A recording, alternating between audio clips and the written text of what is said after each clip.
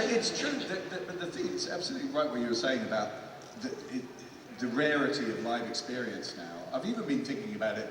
You don't have to be a football fan to enjoy it, but when you watch football at the moment in the World Cup, that is a shared live experience that you're going through, happening in real time. And it is a very, very different experience. You know, this is a live experience.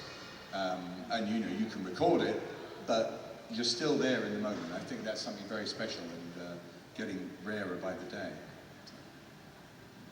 Thank you. Thank you. Great question. Hi there. Hi. This one's for Sylvester. Out of The Hobbit and Doctor Who, which one was the most fun to do? Both of them, really. One was many years.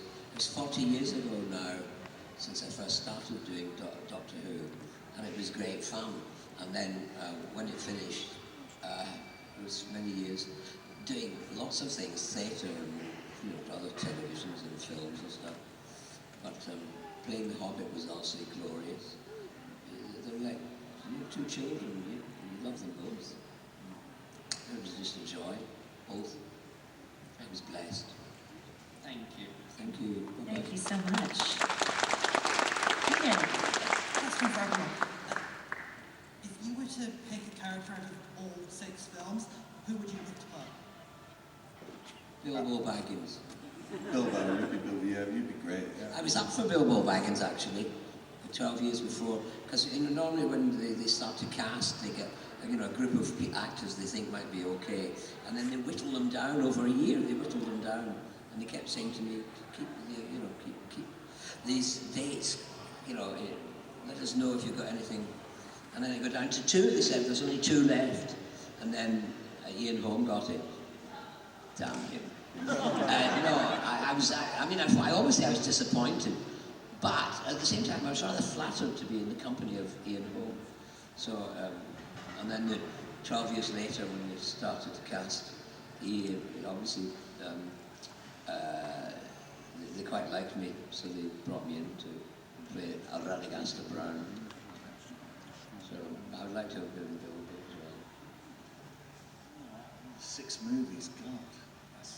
I mean, I suppose, like Aragorn's pretty cool, isn't it? I mean, that, once upon a time, that would have been great to play Aragorn. Galadriel, obviously. But, yeah, him, yeah, Aragorn. I've got to say, I would quite like to have had a go at doing an elf with perfect skin and swishy hair. But the reality is, I kind of veer towards the dark side. What was the name of that? I've forgotten the name of the character, the one that Brad Dourif played in Lord of the Rings. Oh, yeah, what's his name again? Wormtongue or something? Wormtongue. Yeah, Grim and Wormtongue. That I'd like to, yeah, great.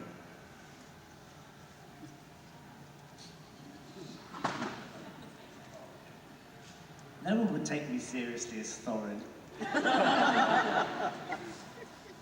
Be an interesting interpretation. Well, I was the same. I actually auditioned for Bilbo.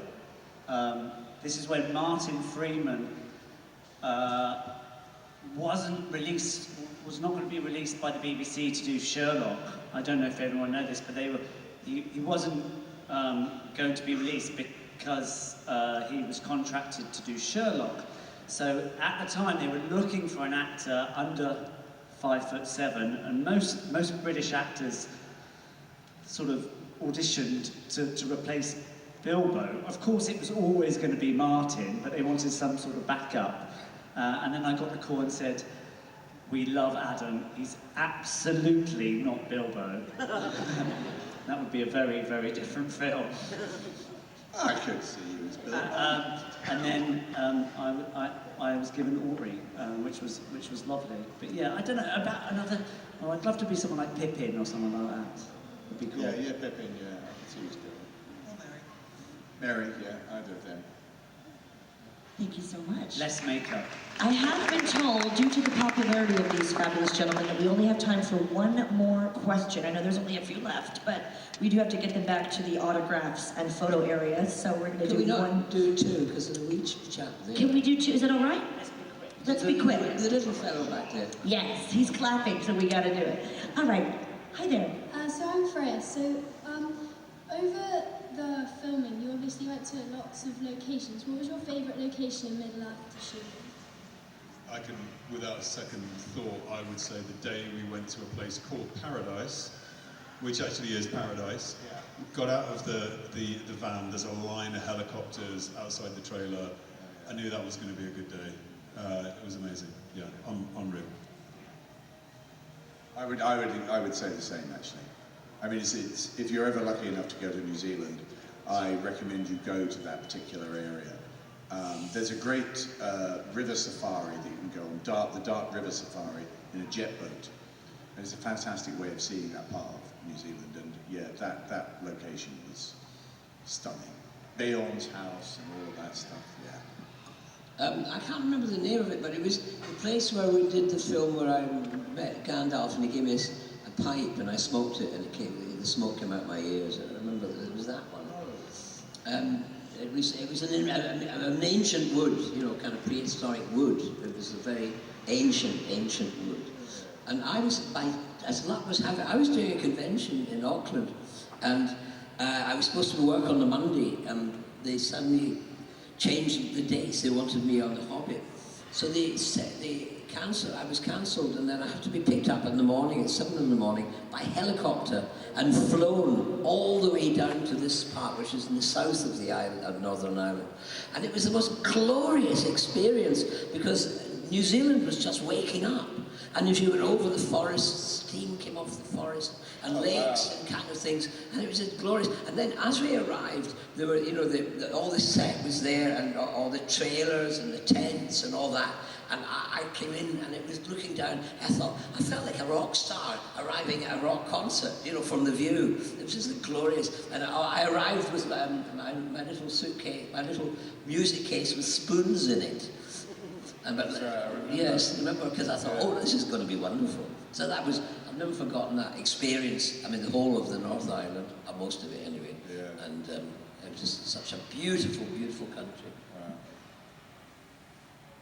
Thank you. Thank you so much. We're going to get some help with the microphone for this rock star. Can someone help him with the microphone? Now, this is our final question. I know you're going to make it awesome, right? Come on, Hamish. Yeah. Sock it to us. It's got to be the best question ever asked. So what was your favourite part in The Hobbit to like cast and stuff like that? What was our favourite, like the favourite experience on the Hobbit? Kind of like your favourite part to like do. Yeah. Yeah. Yeah. Oh, for me, 100% was the barrel ride.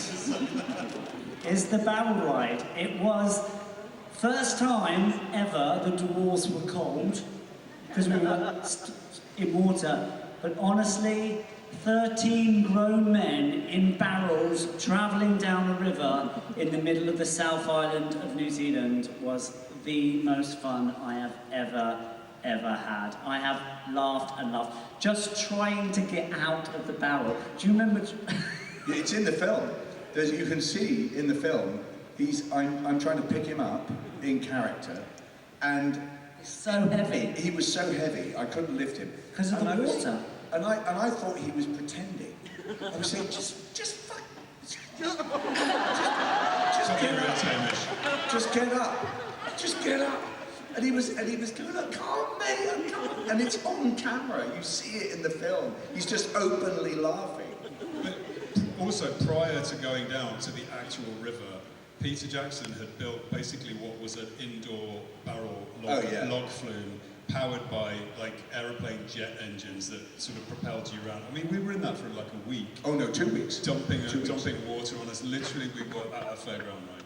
So yeah, it was great. I think we're all in agreement. It might have been the back. The thing about the ride was, I think it was like 150 meters circular river with the V8 engines and everything like dump tanks. But a lot of people didn't bother to ask to go for toilet breaks. So, You're speaking about yourself there. No, I did. Naming no names, Dino Gorman did not bother with a toilet break, and just let the river have it, right? And he wasn't the only one. The only problem is nobody told Martin Freeman, who, as you may remember, was swimming in the river the entire time. So yeah, that's something, next time you watch the film, just remember that Martin is literally swimming in a river of Dean O'Gorman's urine.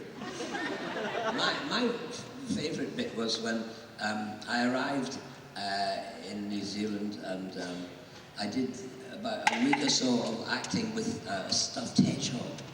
You might remember the hedgehog, and I just thought, this is amazing. I'm the only actor in this whole scene, and I'm going to be in the biggest screens in the world. Wait till my son sees me in this will be brilliant, I'm so happy. And it was just me and this stuffed hedgehog. And then when I went to see the film, I'm sitting there, and this is the exciting, oh, I'm coming on now, I'm coming on. And then suddenly, I come on, and the Wizards of Weta had got hold of a stuffed hedgehog and turned it into that poor little creature. No one was looking at me, they'd all been upstage with a bloody hedgehog.